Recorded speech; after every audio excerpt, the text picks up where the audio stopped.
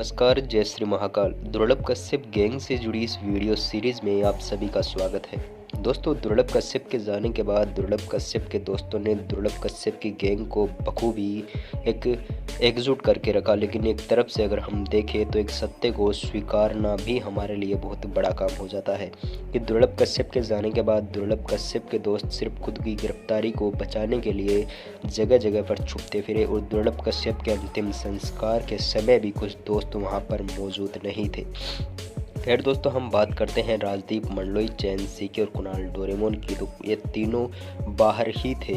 इन पर यह दांव खेला जा सकता है कि ये लोग दुर्लभ कश्यप के अंतिम संस्कार में नहीं आए। अब आप लोग कहेंगे कि मैं ऐसी बातें क्यों कर रहा हूँ, क्योंकि दोस्तों एक इंटरव्यू में दुर्लभ कश्यप के पिता मनोज कश्यप ने साफ साफ कहा था कि जो दोस्त दुर्लभ कश्यप के साथ रहा करते थे और उसके पूरे हर कांड में साथ दिया करते थे, वही दोस्त दुर्लभ कश्यप के अंतिम समय में उसकी मिट्टी उठाने भी नहीं आए थे। लेकिन दोस्तों दूसरी तरफ हम देखें तो दुर्लभ कश्यप की मौत के वक्त कुछ लोग जेल में थे, जिनमें हेमंत वाड़िया का नाम भी आता है।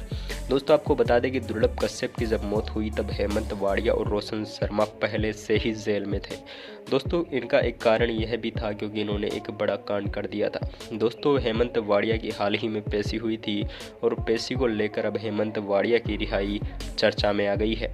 दोस्तों आपको बता दें कि हेमंत वाड़िया ने एक शख्स पर चाकूबाजी की थी और उसके बाद में उस पर लगातार 30,000 का इनाम घोषित हो गया था, क्योंकि दुर्लभ कश्यप, राजदीप मंडलोई और हेमंत वाड़िया तीनों ने मिलकर एक चाकूबाजी के कांड को अंजाम दिया था, जिसमें 4 से 5 लोग घायल हो गए थे।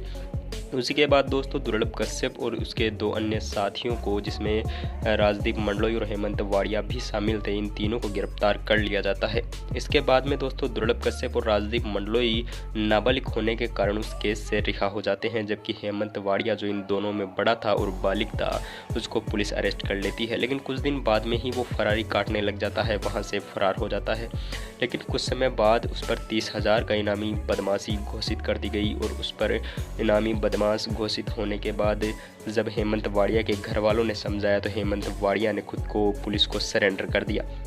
उसी सरेंडर करने के बाद हेमंत वाड़िया की सज़ा में काफ़ी कमी आई थी और इस बार हुई उसकी सुनवाई में ये खुद जज ने कहा भी था कि आपने खुद सरेंडर करके अपनी सज़ा कम करने का बहुत बेहतरीन काम किया है। हालांकि दोस्तों उसमें हेमंत वाड़िया ने यह भी कहा था कि सर मैं अब ये सारे काम छोड़ चुका हूँ। लेकिन दूसरी तरफ हमने आपको दिखाया था कि दुर्लभ कश्यप से कि गैंग से जुड़े कुछ लोग वहाँ पर मिलने गए थे, जिनमें काफ़ी कुछ लोग शामिल थे और दुर्लभ कश्यप गैंग का एक सदस्य बाबू लश्कर जो भी बाहर आ चुका है। और उसके बाद में दोस्तों आज का ये वीडियो होने वाला था कि आखिर हेमंत वाड़िया की रिहाई कब होगी।